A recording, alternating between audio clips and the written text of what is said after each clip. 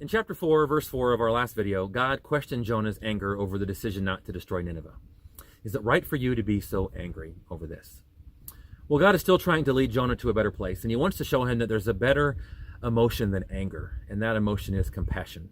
And that's what we see here in our last message as we finish the final verses of Jonah. Jonah chapter 4, verse 5, we read that Jonah went out to the east side of the city and made a shelter to sit under as he waited to see what would happen to the city. I imagine Jonah went out well out of range of thunderbolts and balls of fire and set up a little camp for himself, got a little camp chair, and sat there and waited to see what would happen, hoping that God would reverse his decision and decide to have a big fireworks party, turning Nineveh into a big ball of fire. As he sits there waiting for that to happen, God displays what I think is a tremendous sense of humor with the series of events that happens next. And let me just summarize what happens in verses 6 through 8. So it's hot outside. It's extremely hot, as it is in modern-day Iraq, still to this day. It's very hot. And so God sends Jonah a plant to sit underneath to get shade. And this shade makes Jonah happy. So he sits there in the shade, happy for a day. And the next day, God takes that plant away, and he replaces it with a burning hot sun and scorching winds. This makes Jonah angry and miserable again. So now God repeats his question from verse 4.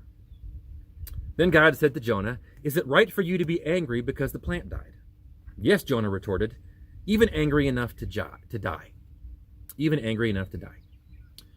So Jonah tries to defend his anger here, which of course is something that we all do. I've tried to do it. You try to do it with God. It's fine that we try to do it. It probably doesn't ever do us any good. But God is loving and patient enough to listen to our frustrations. But he's also powerful and wise enough to try to lead us to a better place and to make us stronger as a result of the storms that we're going through.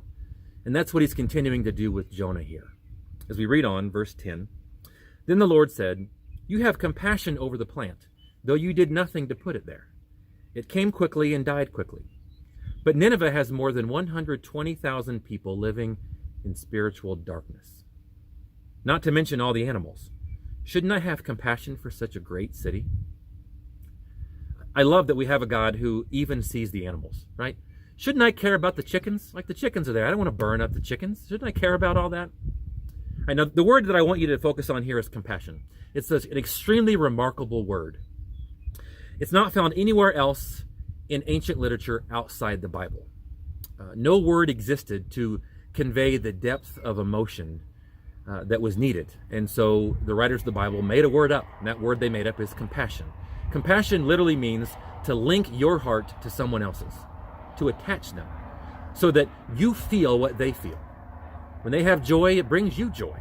Sincere, not fabricated, but real joy. And when they're in pain, you're in pain, and it hurts you.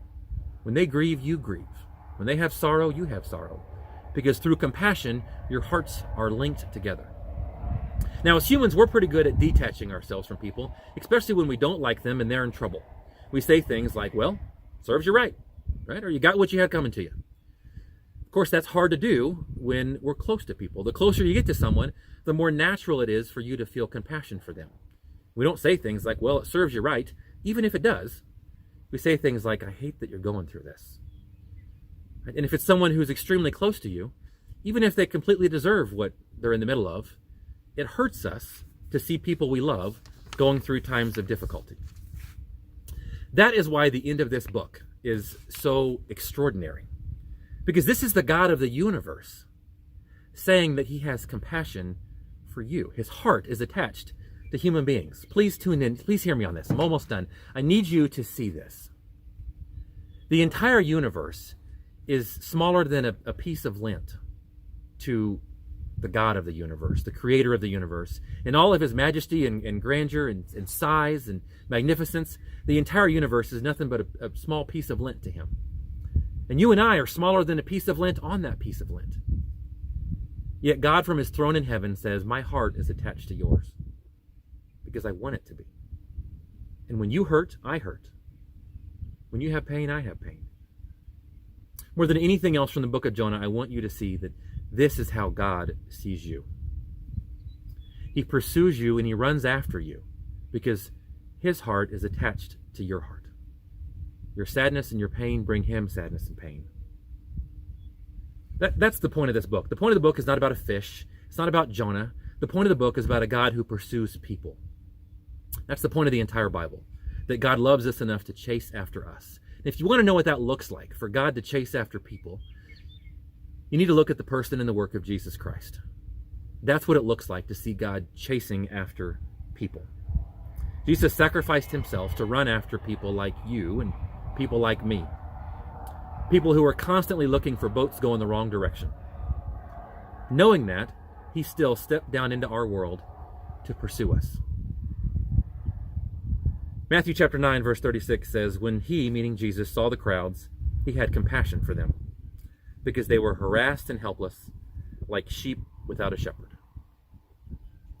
That compassion is still driving Jesus to pursue you and pursue me today.